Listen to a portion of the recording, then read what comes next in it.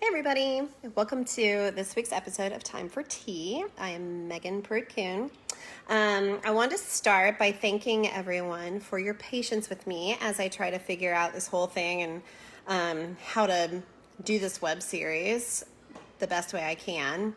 And so I've taken off a couple weeks to really think about it. And I think what I'm going to do is commit to Sundays at 3 o'clock. Sometimes it will be live, like now.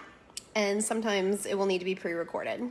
While I would love to do it live every time, and that was my original intention, I have realized that that's difficult with my two kids. I have a 13-year-old and a 5-year-old, and with some other obligations that I have too. So it's been hard for me to come up with a consistent time. So I want to have a consistent time, so it's going to be Sundays, 3 o'clock, sometimes live, sometimes not. We'll just have to play that part by ear. But I'm excited to be with you. I also want to talk a little bit about myself. I always try to tell you a little bit about me at the beginning of each episode, and then we will be discussing the beginning of my novel, Sweet Divinity, today. And at the end, we'll conclude with a poem. So, as always, but the past few weeks, I have really been struggling. If you read my blog, which I'm been taking a little bit of a hiatus from that too, and I'm coming back there as well. And if you don't read my blog, please consider subscribing, meganpruittkuhn.blogspot.com. And if you read my blog, then you know that I deal with a pretty significant anxiety disorder. And I've had anxiety to where it's caused issues all my life. I remember, and I've written about this on the blog extensively, but I remember being in kindergarten and the whole class was going to play Duck, Duck, Goose, and I had so much anxiety about playing Duck, Duck, Goose, I actually made myself sick, and I had to go home sick from school, and so I've always had those kinds of issues. They really began to peak in college, and that was when I started getting some help for anxiety, was in college. And it was really a culmination of things. I had one of my dearest friends was killed by a drunk driver. My grandparents, who were like parental figures to me, split up. College was a real shocker for me. I didn't realize how inexperienced I was at anything until I went to college, and I realized it real quick. And so it was college when I really figured out that I had anxiety issues and that I needed to get some help for them. So I still struggle with it, and the past few weeks have been a struggle for me too, which is why I haven't posted as much as I would have liked to. These times that we're in, I think, are certainly conducive to causing anxiety in folks.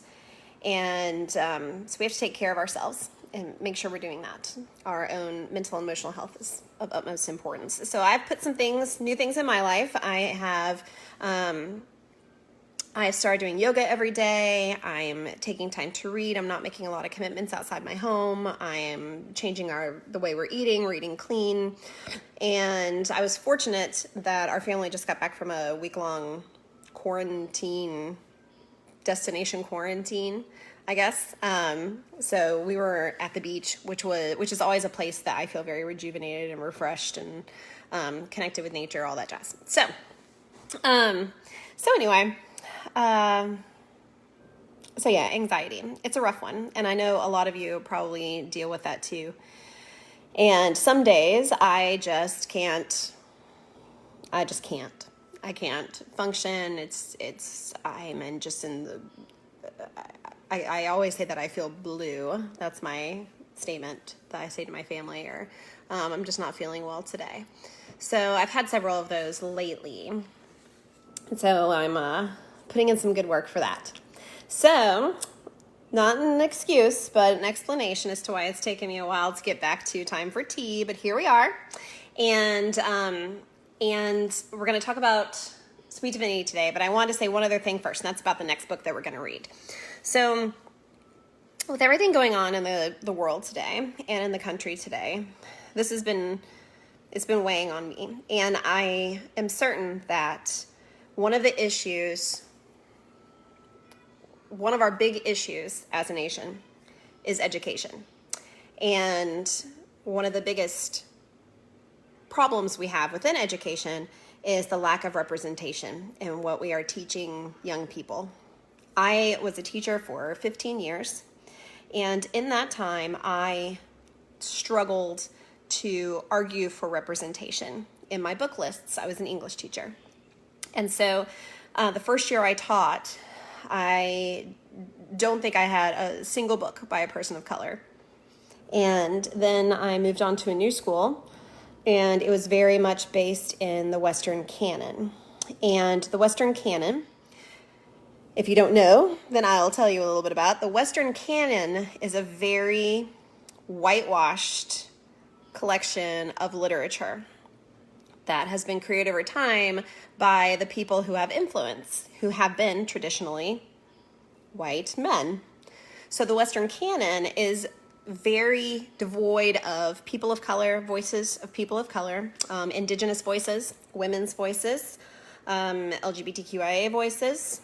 There's not a lot of variety and diversity in the Western canon, and that's something we need to change. We've got to change we've got to change the way we educate so that we're not just relying on the Western canon. We are reading books and exposing young people to divergent voices that have different experiences, whether it's because of their race or their gender or their sexuality or their ethnicity or their ability or religion, whatever it is. This is how we can learn.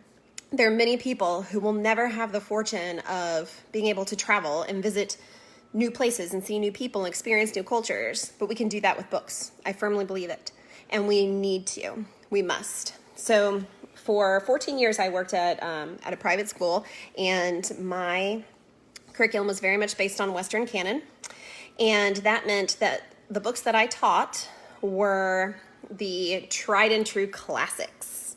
And I can go off on a whole thing about classics, but I love many of the classics, but there was no representation, and I had such trouble getting those voices into my classroom. One of the issues is that a lot of literature by people of color, indigenous people, it's so raw because the experience that the literature comes out of is one of pain and struggle, lots of questions of identity.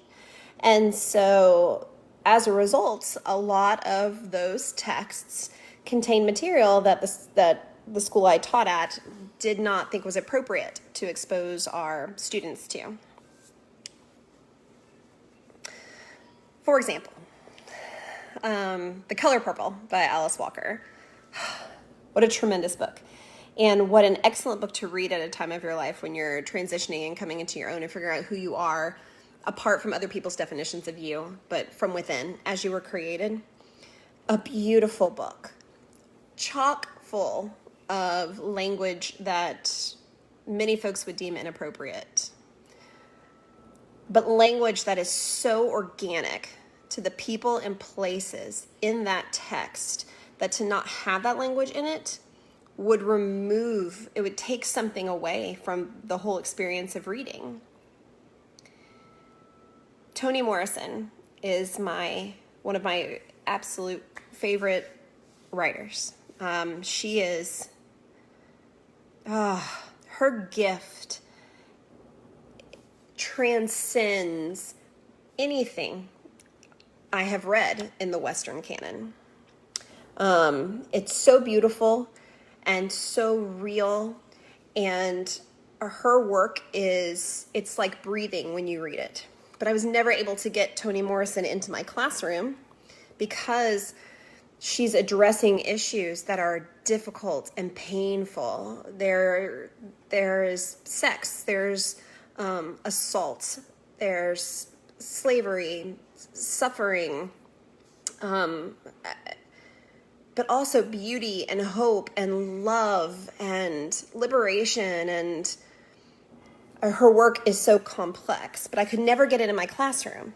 And so one year I went ahead and I went through our big anthology and I pulled out pretty much every non-white voice that I could find, and I started plugging it into my curriculum in small ways with short stories and poems, because I knew I couldn't get a book in there. And that was my emphasis that year. I decided that was a focus. And so with every unit we did, we had a focus on underrepresented voices. And the change in my classroom was obvious, and for all the students, all of them, and for me. And we learned so much from each other. Over the years, I had really struggled in my classroom seeing students who are underrepresented for many different reasons, you know, reading these texts, which, nothing against the texts. I mean, certainly, I love The Scarlet Letter. I think it's a beautiful book. I don't think it shouldn't be taught. But there is definitely something to, there's something to be said for allowing, not just allowing, and not just encouraging, but for placing books in the hands of people who have never had the experiences that are reflected in those books, and for placing those books in the hands of people who have had those experiences, who see themselves represented there in many ways. So for a long time, my class was very much composed of writers who were white and male, because that's the Western canon, and I've worked very diligently to change that. Just another example, a book I wanted to teach, The Awakening by Kate Chopin. I think we're probably going to read that at some point. That book is so beautiful, and I just love it so much. It's so beautifully written, and a lot of it is about womanhood and society's expectations for women, and the desires that women sometimes have to experience life beyond that. And that's set in she's late 19th century writer, but I couldn't get that one either in my class. The content was too, I guess, radical. There's a married woman who has an affair.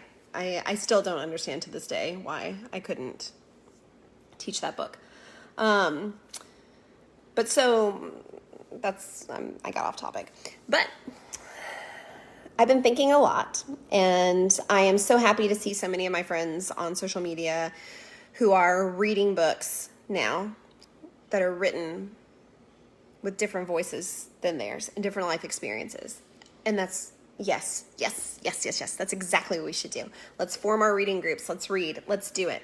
And so to that note, I've decided that our next book, a lot of my friends are reading a lot of nonfiction, which is excellent, and I am too. I'm in a reading group, and we're reading a nonfiction book, How to Be Anti-Racist. But I also want to make sure that we get some fiction in there too, because fiction is born out of the folklore of people, and it adds a richness, and it tells you also about the imagination that comes out of particular experiences. So I want to make sure we get some fiction going too in this time where we have finally decided that we're going to hear these voices and experience them. So we're going to talk about Sweet Divinity first for the next couple weeks, and because I like to give you a little bit of a heads up so you can get a hold of the book. But after Sweet Divinity, we're going to read Beloved by Toni Morrison. I met Toni Morrison, didn't actually meet her, but man, I felt like I did in graduate school. And I read her book, Song of Solomon. Sometimes in high schools, there's a book called The Bluest Eye by Toni Morrison that's read. It gets challenged in a lot of schools because of some of the content, like I discussed. But I read Song of Solomon by Toni Morrison, and Song of Solomon is so beautiful and lovely. At the first page, I was like, right? And then I picked up Beloved on my own, and wow, you guys, like, wow. I used to tell my students, they would say, and I know I've said this before, but who's, Miss Kuhn, who is an author who's writing today who you think will be taught in schools years from now? And I always said Toni Morrison. Like, hands down, Toni Morrison was my favorite living author. She passed away not long ago, which was such a sad day for us because her gift is unique. I've just never read anything like her, and I don't think I will again. But what a great blessing that we have her work. So the next book we're going to read is Beloved by Toni Morrison. And so I encourage you to go pick up a copy of that.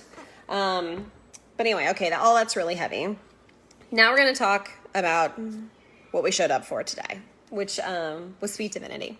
So when I asked what books we should read in this book group, one of the several people suggested Sweet Divinity, which is my novel, and I'm really excited to be discussing it with you. So I thought I would start by telling you a little bit about how I got the idea for the book and a little bit about the publishing journey, and then we'll dive into talking about it. I really want this conversation also to be about the writing process, because writing is a passion of mine.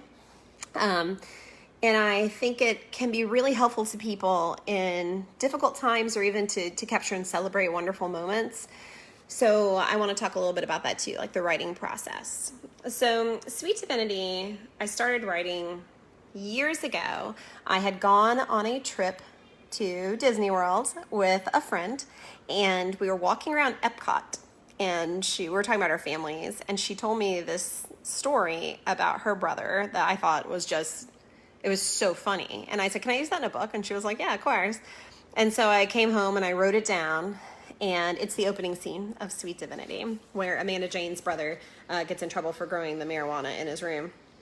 And I wrote it, and I thought, wow, there's really something here. Like, there's a family dynamic. I like the voice of this woman who, as a kid, this is her memory. And I particularly love the actions of the mother in this book. And so throughout my life, particularly in teaching, but when I meet people and I talk about where I grew up and how I grew up, it's funny the reactions that I get. But a lot of times people say, oh my gosh, like, you should write that in a book. That doesn't even sound real. And there are a lot of things about the way I was raised and where I was raised that I didn't realize were anything other than completely normal, what everyone experienced, until I would tell these stories, and people would be like, for real? So many of my students over the years heard stories about my grandmother Nana, and they would always call her my pistol packing granny, or my grandma with a gun. And all of them were true stories. And it's funny because, growing up, you grow up the way that you're raised, and a lot of times you don't realize even yourself the unique experiences that you're having until you look back later. Sometimes you do, sometimes you don't, just depends. But I didn't. My world was Northwest Georgia and living on the farm, and this was, doesn't every kid have a cane pole and a homemade raft and spend their summers out in the middle of a lake in their backyard putting chicken livers on hooks and fishing like Tom Sawyer? The answer is no. So anyway, I had written down that first story, and then I started thinking about all the stories that I had told over the years and how my students kept saying, you should write it down. And I thought, I'm going to do that. Let's just see where it goes. And so that's how I came up with the idea for Sweet Divinity. Typically when I write based on photographs. So this was a unique writing experience for me, but a lot of it, technically was coming from the photographs in my memory. So it took me about probably 9 months to write. I wrote a lot of it with a class I was teaching. It was an independent study in creative writing, and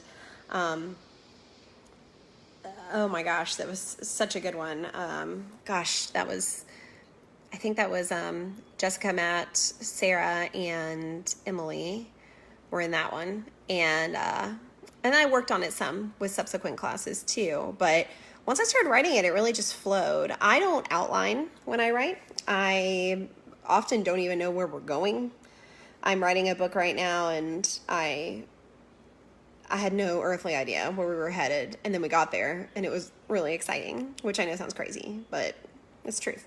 So I don't outline. Some people do.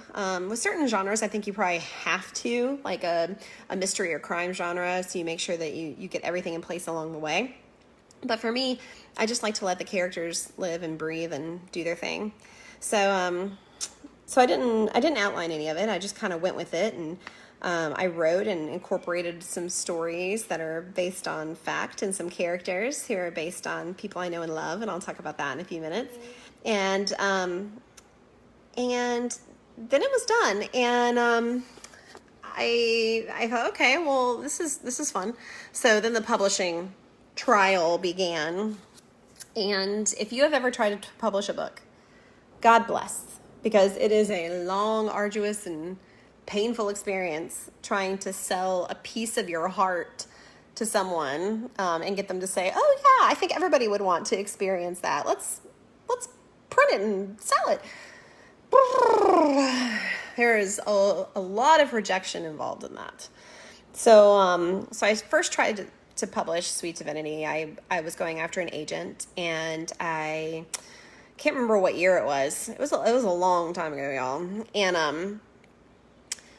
I was going after an agent, and I was sending out query letters, and I was doing all of this. And I know I've talked about some of this before, and man, it wasn't happening. People would read some of it, and it's really nice. I don't know how to make it stand out. And I'm like, how to make it stand out? Like, these are unique stories. This is like a sassy Southern woman, and what do you mean? Have you seen Designing Women? Oh, great show. But so eventually I just stopped. I worked on another novel. Typically I write literary fiction. I write dark things that are dark and gothic and involve corruption, and this is what I typically write. So when I wrote Sweet Divinity, it was not normal for me. This is not my normal gig. And so I put Sweet Divinity aside, and I thought, okay, I'll just write something else. So I worked on something else. And then a few years ago, I got pneumonia, and very literary, right? And while I had pneumonia, I thought, okay, so let's send out some query letters for Sweet Divinity again. I mean, I have nothing else to do. I can't walk across the room because I cannot breathe.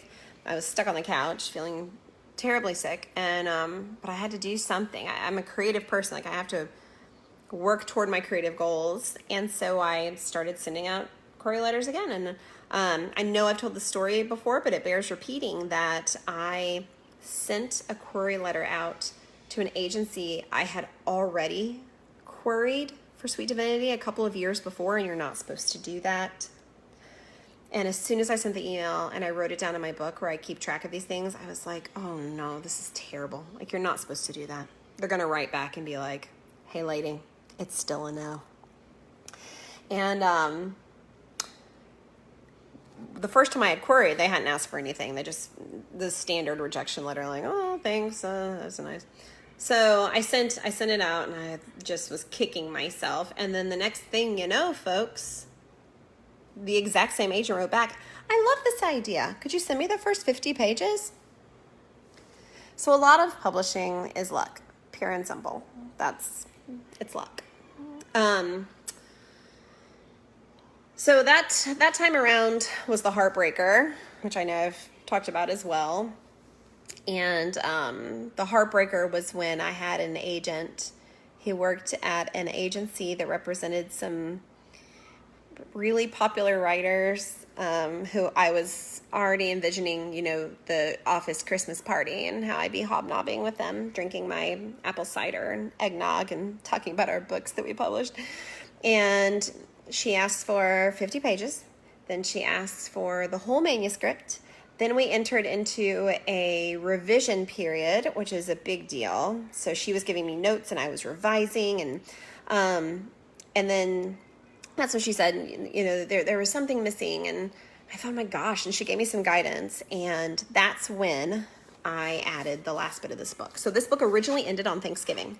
When you get there, you'll know it.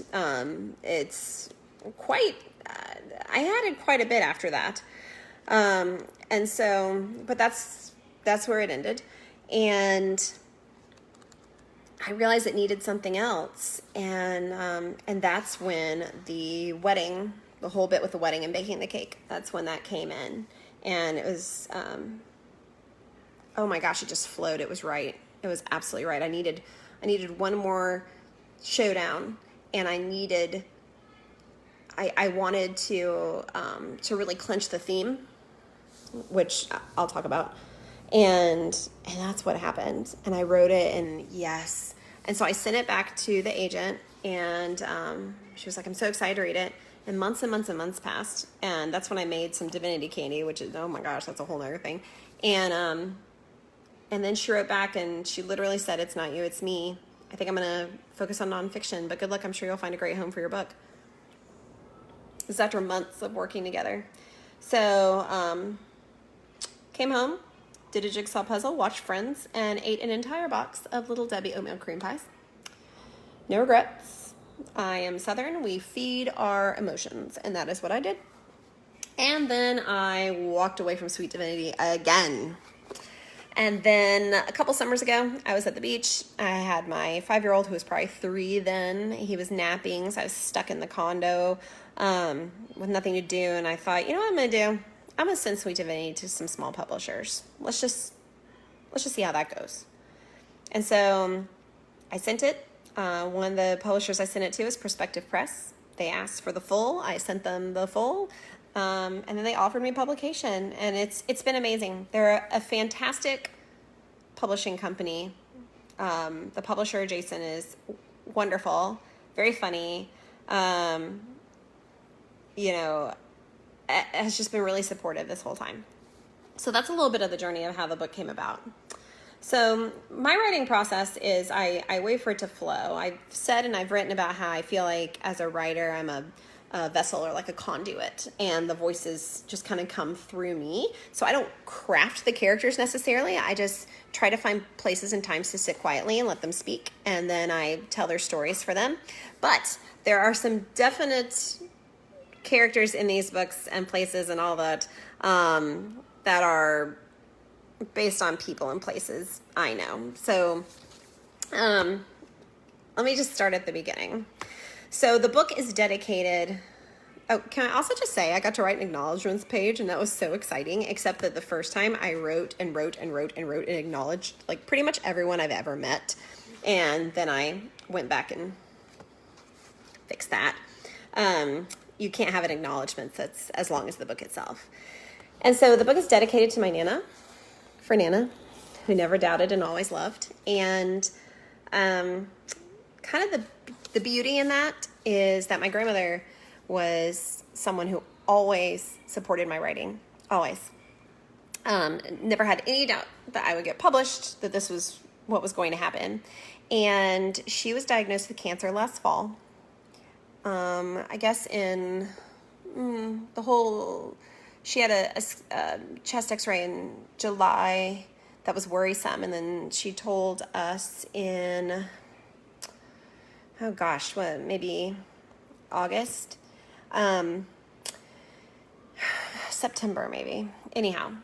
And it progressed really quickly. She's a feisty lady, my Nana, and she wasn't messing around either. So she was fighting, but the book was going to be published in December, and I was really struggling because I knew I was dedicating it to her. There's so much of her in the character of the mom in this book, and I knew she was sick.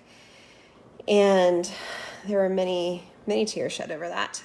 And then the book was published on December 17th, and my grandmother passed away on December 18th. And I really believe that God or the universe, whatever you want to fill in the blank, ensured that she was able to see me get published, which was her big dream for me, before she passed.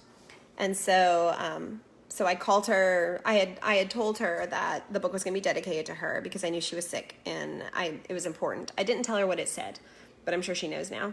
But I opened up the books, and I sent her a picture of my books, and And then the next day she passed away. She had a heart attack. It was very sudden and unexpected in that moment. We thought there was a lot of fight left. But I think there's something really beautiful about the fact that she was able to live long enough to see my book get published. And I'm really grateful for that. So, okay, so let's talk about the book a little bit.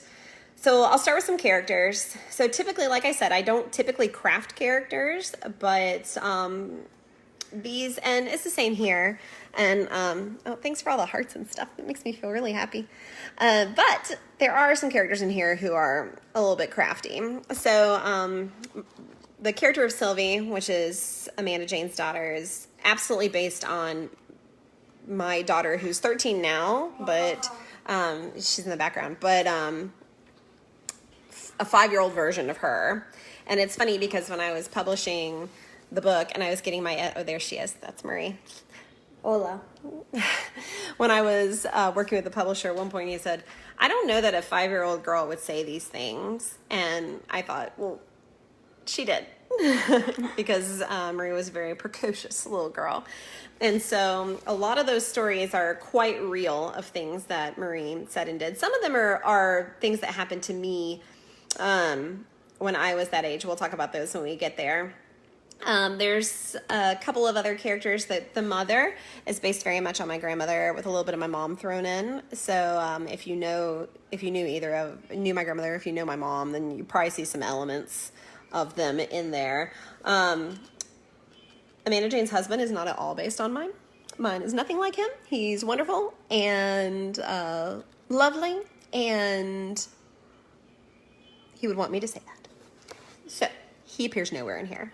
But her friends are very reminiscent of some of my great friends from high school. Her friend Dana is kind of a combination of a couple of my friends. So my friend Ashley from high school, who was my one of my besties, and gosh, she's amazing, and I love her so much. And so there's a lot of elements of Ashley that are in the character of Dana. She still lives where we grew up, and she's very loving, but also can will tell it to you straight.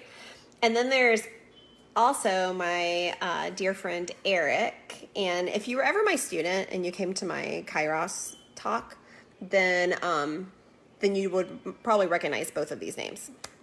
So Eric, there's also a little bit of him in that character, the sort of feisty part of her, and but also the loyal part of her, because he has got to be the most loyal friend anyone's ever had.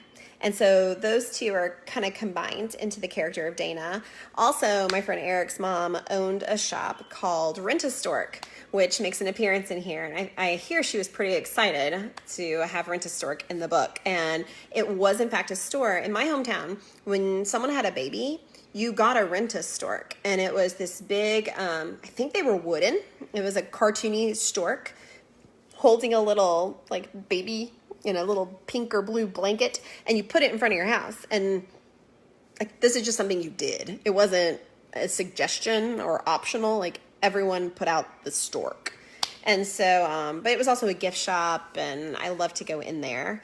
So they're based on those folks. And then their friend David is based on a couple of people. One of them is my most awesome friend Daniel from high school. Oh my gosh, so many fabulous memories with Daniel. And I came back from college to go to his homecoming with him senior year of high school.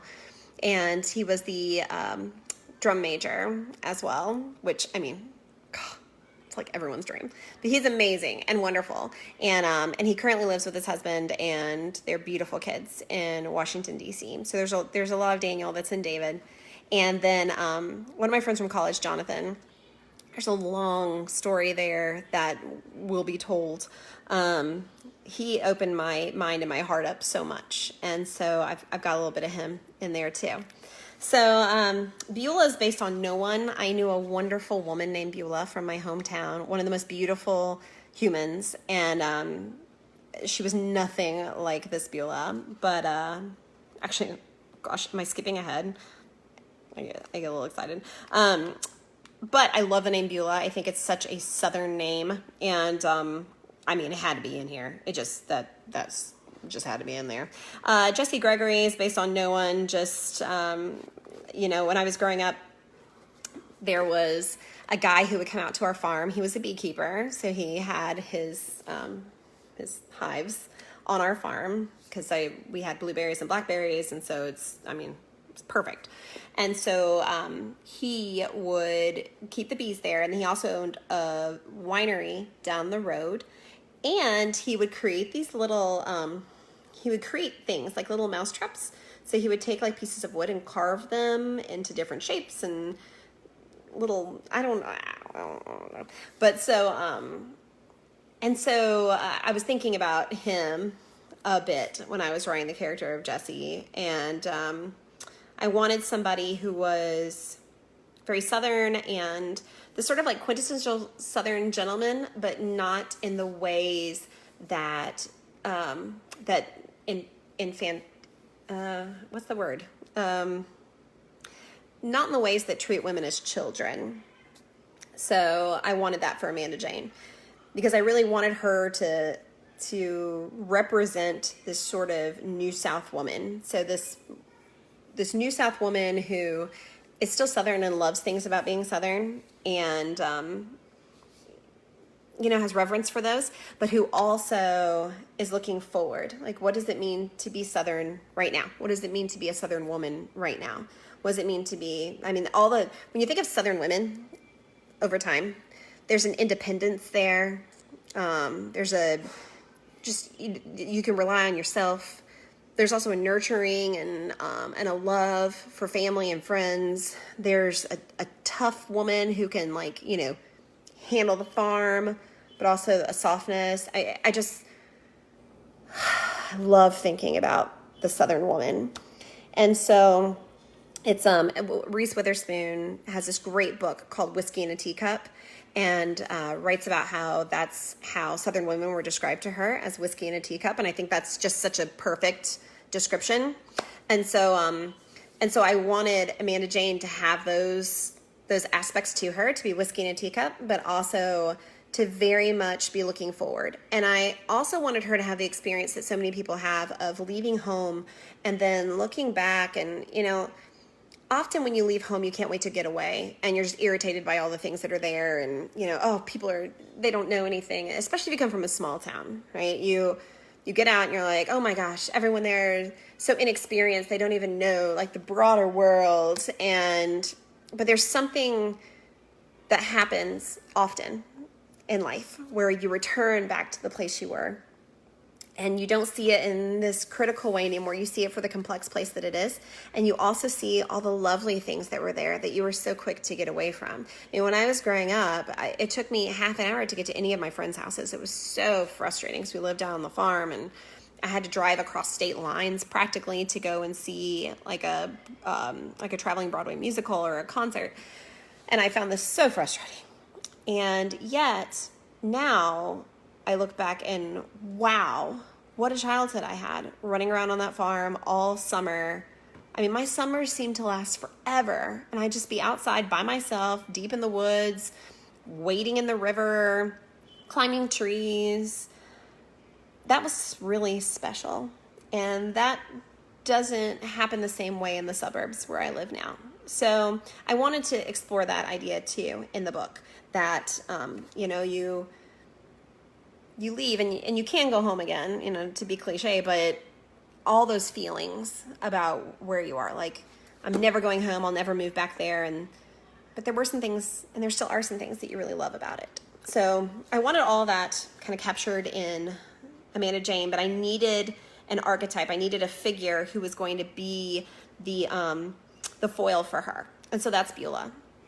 I had someone once tell me they read this book and they said that they thought that Beulah was the villain, and she represented Southern conservatism, and so Southern conservatism was the villain in my book. And I'm like, no, not at all. I grew up in a town that was focused on Southern conservatism, and my family was, and no, that's not at all. I think that's an overgeneralization of her, and doesn't really suggest that they thought that I was capable of writing a complex character. Beulah is complex, and if you've read the book and you liked her, then you'll be happy to know that I'm working on the sequel, and there's some backstory on Beulah. There's a lot more examination of her complexity.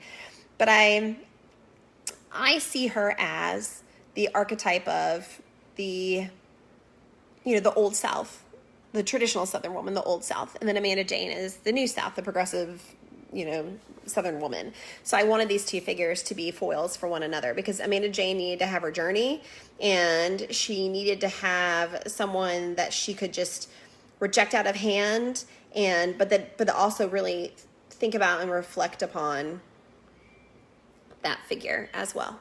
And so that's why I created Beulah the way she is. And I also wanted her to be a character that you didn't hate. Like, she's not, she's mean, but she's not evil. I don't want that. I want a conflict of cultures between these two women. And so that's what I was trying to write with those two.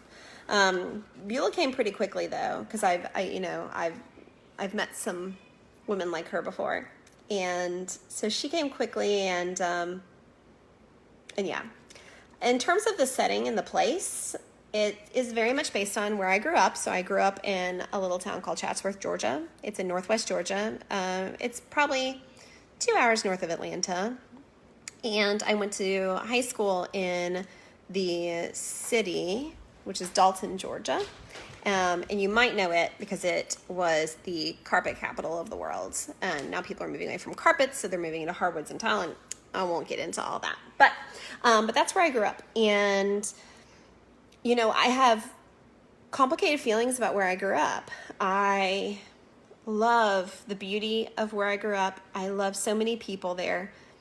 I love many aspects of the small town, and the food is so good. There's something so lovely about being part of a tight-knit community.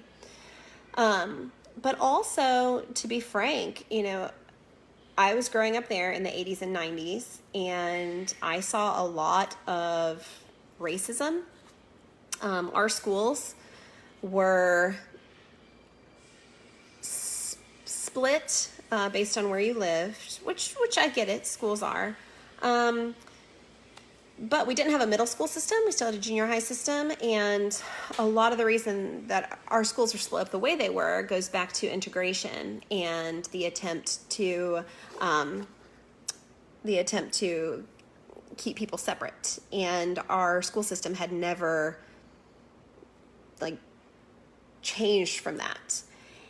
Until recent years they have. But so that's where I grew up. I once went into a little restaurant called the Waffle King, and there was an African-American couple that came in and sat in the booth next to us, and they were never served the whole time we were sitting there. That was probably in 1997. We never went back to the Waffle King. I had one of my dearest friends who's Jamaican, and he would come to my house, wear a wig, and drive this old Cadillac, so he looked like an old woman, and he would always leave before sunset because he was told it wasn't safe to be out where I lived. And, and then the language that was used very flippantly. And so, I would also say that even in the town, there were certain areas of town that people referred to as, for example, I can't even say the words out loud, but it was very segregated neighborhoods. So you had an area of town that was a lot of Hispanic immigrants. You had an area of town that was where many African Americans lived. And then you have these country clubs and other areas where wealthy white people lived. And so it was very... The town where I grew up was very separated that way. And it's just that no one had been breaking down those kinds of barriers or having those kinds of conversations. It was, and this is not to say, my school was very diverse, and we had a really diverse student body, and I was in the marching band, and so I had friends coming from all different backgrounds and experiences and walks of life. And so it's not to say that everything that happened there was, segmented out or anything like that. But it was part of where we lived at that time. Things have changed a lot since then. But, when I was growing up, that was it. And so I had a lot of complicated feelings about where I came from. And particularly when it came to race or ethnicity and even gender too. And so I wanted to explore the feelings that I had through Amanda Jane. I mean, I am definitely someone who has, for lack of a better way of putting it, talked a lot of crap about where I come from, but I love that place too. It's complicated. There's a little Italian restaurant in my hometown, and it's in Eton, which is right next to Chatsworth, but it's like the best Italian food ever too. Like, sincerely, and that's bizarre to say, but it is. It's so good. But they sell a Civil War calendar, Confederacy calendar every year there. My hometown newspaper for a long time had, as part of their, in the front page, it's like this day in history, they had a section that was this day in the Civil War. And I grew up going to Civil War reenactments and all of it, and field trips to Civil War battlefields, and we do need to learn about history. I'm not saying anything about that, but it's funny because looking back, it's intriguing to see the way that the effect that history has on a place, and the effect that history has on the ability of a place to examine itself and then move forward. And I think it's really beautiful how I've watched my hometown and the whole area around it, not the whole area, but a lot of it, really look at itself and say, here's where we are, here's where our issues are, what are we going to do, how are we going to move forward. And I have to say that the education I received there was excellent. My teachers were loving, wonderful, open-minded people who wanted us to learn. And so it was such a fascinating to grow up, because it still retained a lot of these sort of old South ideas. So, slowly but surely kind of inching ahead. And it was a great place to examine that conflict of change and wanting to stay the same. Okay, I know. So I wanted to capture a lot of that in the book too.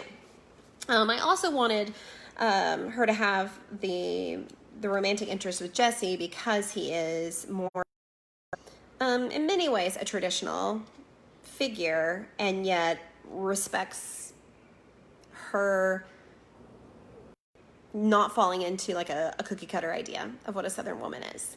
And so I wanted that for Amanda Jane, for her to have that love interest that would help her grow, and that she would help him grow too. And also I wanted him to be a surprise for her, because often we look at places and we generalize the people who live there. Oh, well, all the people who live in that town, are that, or everybody who wears a cowboy hat thinks this, or everyone, and that's not helpful. People are complicated. So I also wanted her to have a relationship with someone who she would initially see as, this traditional Southern man, but who would surprise her in how much he supported her independence and didn't fall into her own stereotypes. And so I wanted that for her to have to examine her stereotypes. So let's see, what else? That's a lot about the characters and the place. The nut house, that's a real thing.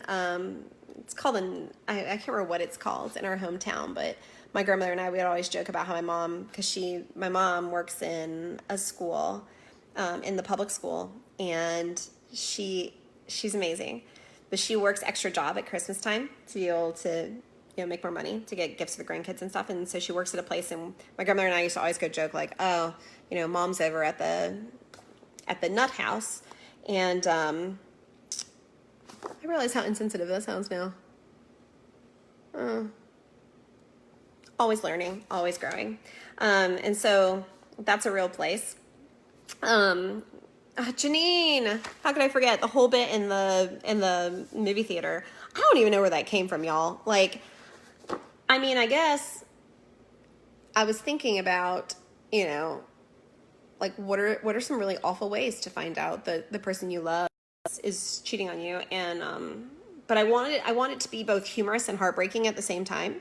I didn't want the book to be super heavy, which is funny because I usually write heavy books, but I didn't want that. But I want it to sting and burn, but I want it to have kind of a comedic edge. And so I created Janine as, and she was a surprise to me. She was just kind of there, and all of a sudden she started like yelling, and her line about how I love you, but please don't make me crawl across the floor of the movie theater. That just happened. I was writing and she said it, and I thought, oh my gosh, but truth, like no one wants to crawl across it's like the dirtiest thing ever is the movie theater bathroom floor. And but man, what a good friend to do it. So she was a surprise for me, and I thought she would just kind of be there in the beginning and then disappear, you know. And I was just gonna kind of use her and lose her, and then she stuck around because she's lovely, and she is sort of very much this, you know, cityfied who, you know, puts on her cowboy boots and comes on out to the farm. And I love the idea of taking stereotypes and questioning them and challenging them and showing that there's more complexity to people. So that's what happened with Janine.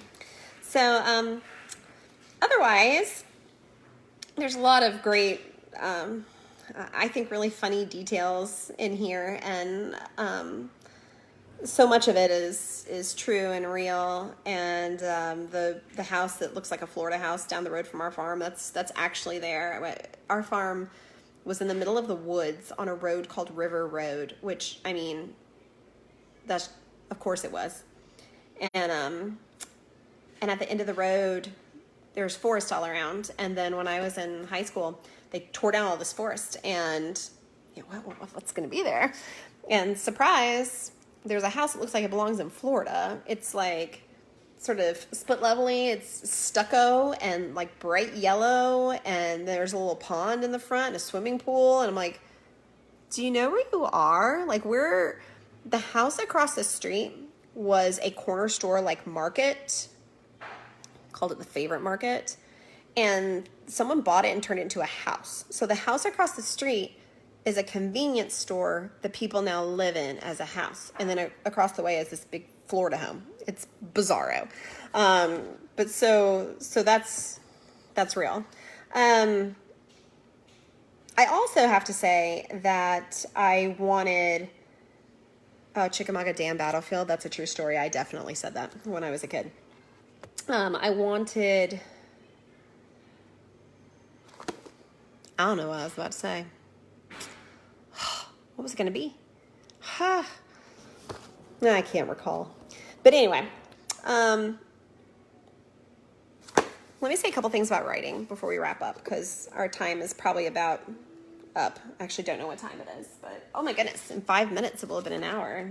Some of you are still listening to me. Thanks a lot. And thanks to Ralph. Ralph's watching, and he's such an awesome human. But in terms of writing, I encourage everybody to write. You don't have to write to publish. You write to express yourself. But if you've ever wanted to write a novel, then there's a couple different ways that I think you could go about starting. You can certainly outline your novel if that's your jam. People do it, and if you need to, that works for you. But I would just start by writing what you know. I taught creative writing for years, and the first assignment I would always give was to write down your earliest memory. And the students would write them down, and of course then they get all persnickety, like, what if it isn't my earliest memory? And I would say, well, I'm not going to call your mom and ask if this happened before these other things. Like, it's okay, just pick one. But write down some of your memories in little vignettes. Just write them down. This is how you'll find your voice, and you'll see your ability to capture detail. I suggest writing down some memories from your life. It can be any point. Put them aside, come back the next day, and see if you can add any detail to them. Read it back through and just see. a lot of what we write comes from our own experience, whether or not it's the events of our lives, but themes and ideas that are important to us. And so, another book I'm writing on right now is all about writing, and it's raising questions about, when you write, are you giving life to these characters? Are you giving life? And do the characters live on past your novel? I'm writing another one that's a lot about corruption, and that one has a lot to do with some darker stories from my family. And so write down some things write down some stories of your life. I mean, my grandmother, who I started this by talking about her, so I'll finish it this way too. She always kept saying she wanted to write the book. She wanted to write a book. She wanted to write a book about her life. And I want to write it all down. I want to write down about my life. And she would always say this. And then she passed away before she did. And even maybe the last time I saw her, she was saying, I need to write this. I need to get this all down. And I was like, well, I'll write it for you. And now we don't have it. And I know many stories she told me, but there's so many stories I would love to hear about when she was a little girl. She was born in 1941, and growing up and at that time, and so much has changed throughout the time span of her life. I want to hear about it. And so write down some stories, even if you think they're insignificant. One day, maybe someone who loves you will read them, and they will find significance in it, for sure. And so if you want to get started with writing, write down some of your own stories that have happened to you. Just write them down, put in details, right? That's how you'll get started. Just because you write down your own stories doesn't mean you're not going to be a fantasy writer or a mystery writer if your life is not full of mysteriousness. But the important thing to begin to write is to find your voice and to have confidence in your voice. So once more, my suggestion, write down some of your personal memories. They don't have to be long. It doesn't have to be cohesive. You're not writing your novel yet. You're just finding your voice. Once you've done that, then look through and think to yourself, if any of those are a jumping off point for something more, if life had gone a different direction, what might have happened? What could have led up to that moment, even if it didn't? Or what did I learn from that? And what's another experience someone could have to learn from it?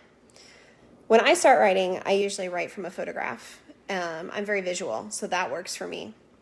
I also write with certain playlists, so music for each project. And so I would invite you to create your space when you write. So put on the music. That's the mood that you want to feel. Find an image to look at that inspires you. Write down your stories and go from there.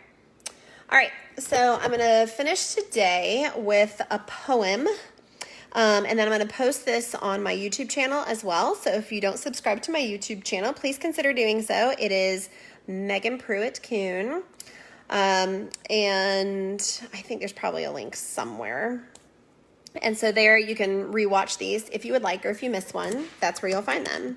So I wanted to end with a poem that I love today. And let me pull it up on the computer because I do not have it memorized. It's also a visual poem, so I'm going to show you a picture once I get it up here. So one of my very favorite poets is E.E. Cummings. And people either love E.E. Cummings or just want to bang their head against the wall when they read his poetry. I happen to love E.E. Cummings. I think he's a genius. And so the thing about E.E. Cummings is that his poetry is very visual. And so it's essential that you look at it when you read it, or else you're going to miss so much of the meaning. So let me find... the poem that we're going to read to end today is called I Carry Your Heart. It is my favorite E.E. Cummings poem. I just think it's so beautiful, and it's visually beautiful too. So I'm going to show it to you. I don't know if it'll be backwards or not since I'm doing this live on my phone. But, gosh, look at all the freckles. Sorry, I just got distracted by my own freckles. It's because I just got back from the beach. I wish that my freckles stayed all year round. I know you don't care. It's okay. All right, so here's what the poem looks like. And so I want you to see it because, like I said, he's a very visual poet. And if you don't see it, you miss it. So let's see. Can I use my phone? I can. All right, so this is I Carry Your Heart. And I may have read it on here before, but it bears repeating today because this poem, I started this live stream today talking a little bit about anxiety and dealing with anxiety. And this poem centers me when I'm feeling anxious. I carry your heart with me. I carry it in my heart. I'm never without it. Anywhere I go, you go, my dear. And whatever is done by me, only me is your doing, my darling. I fear no fate, for you are my fate, my sweet. I want no world, for beautiful you are, my world, my true. And it's you are whatever a moon has always meant, and whatever a sun will always sing is you. Here is the deepest secret nobody knows. Here is the root of the root, and the bud of the bud, and the sky of a tree called life, which grows higher than soul can hope or mind can hide. And this is the wonder that's keeping the stars apart. I carry your heart. I carry it in my heart. And I love the language of this poem. I love the idea of carrying your heart with me. I really adore the way that E. Cummings uses parentheses and punctuation. He doesn't use it for the traditional, the defined ways, but he uses them artistically as asides or pauses, or to present us, as in stanza 3, with an image that illustrates the sentiment of the poem. Here's the root of the root, and the bud of the bud, and the sky of a tree called life, which grows higher than soul can hope or mind can hide. I mean, for goodness sakes. It's just so beautiful. And so I want to leave you with that little piece of beauty today. And one of these days, we'll spend some time really looking at some E. Cummings poetry, because I think if you're someone who fears poetry, he's a good one to work with, because he does some cool things and it forces you to really think about it and really look at it when you're reading the poem. So that's it for today. Thanks for joining me for Time for Tea. And for next week, we're going to read chapters 6 through 10 of Sweet Divinity, and we'll get more into the plot a little bit too. I'm going to post, and I really am going to, I will post on Facebook a place for you to put some questions, just in case I need to do it pre-recorded next week. So, and anytime, feel free to post on the wall and ask questions. I would love to answer them. And I think that's it for today. Thanks for coming. Talk to you guys soon.